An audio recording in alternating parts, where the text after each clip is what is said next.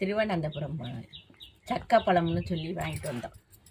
சக்கப்பழம் கொட்டையை பூரா முளைச்சிருச்சு, எல்லாம் கொட்டையும். இந்த பாரு, பழத்திலே முளைச்சிருச்சு. சரி, 2வது பழத்தை வெட்டுவோம்ட்டு வாங்கிட்டு வந்திருக்கிறோம்.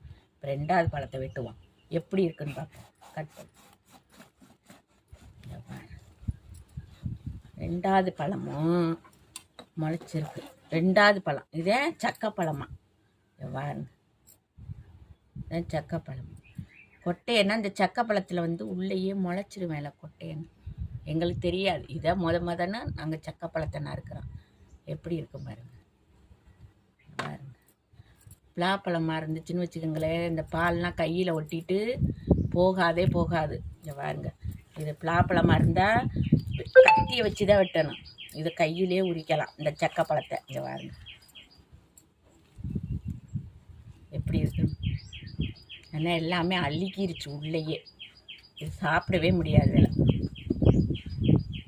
சக்கப்பழத்தை. நம்ம ஒரு பழம்னா அப்படியே சூப்பராக இருக்கும். இது எல்லாம் சக்கப்பழமாக ஒன்றும் கூட சாப்பிட முடியல. சரியான இனிப்பு புளிப்பு செம்ம டேஸ்ட்டு. ஆனால் சாப்பிட முடியலை இந்த வெயிலுக்கு. அதுதான் சக்கப்பழமா பாருங்க. இது எல்லாமே இப்போ மாட்டுக்கு தான் வைக்க போகிறோம். எப்படி இருக்கு பாருங்க. இதே சக்கப்பழம், கேரளா பழம். எப்படி இருக்கு, அருமையாக இருக்குதா? இப்படி கையிலே எடுக்கலாம் சக்கப்பழத்தை.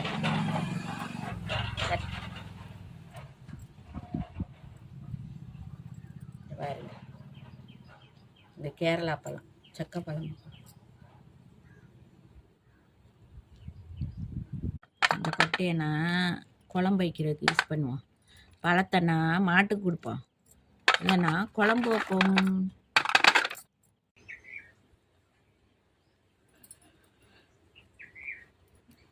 சக்கப்பழத்தை பாருங்க.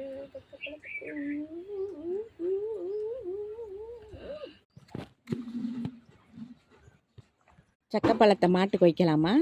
வாங்க.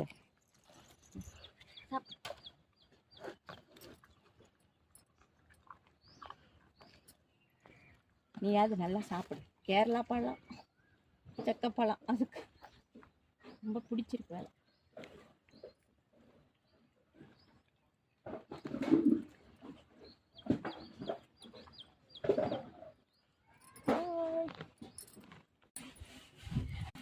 நம்ம தான் சாப்பிட்ற கொடுத்து வைக்கல. மாடாவது சாப்பிடட்டும் தெம்பா.